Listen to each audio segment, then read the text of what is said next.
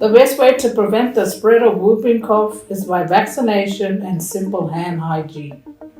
Cover your mouth and nose when coughing and sneezing and wash your hands after.